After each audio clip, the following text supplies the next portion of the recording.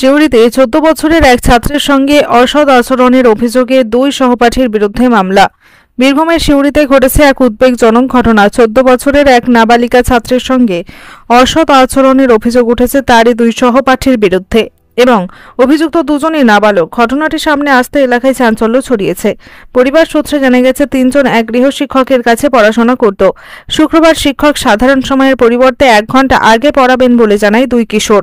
সেই মতো ওই ছাত্র নির্ধারিত সময়ের আগেই সেখানে পৌঁছায়। এরপরই ঘটে অনুভবকৃত ঘটনা বলে অভিযোগ। বাড়ি ফিরে কিশোরী বিষয়টি পরিবারের লোকজনকে জানালে তারা সিউড়ি থানায় লিখিত অভিযোগ দায়ের করেন। অভিযোগের ভিত্তিতে পুলিশ তদন্ত শুরু করে এবং অভিযুক্ত ২ নাবালককে আটক করে।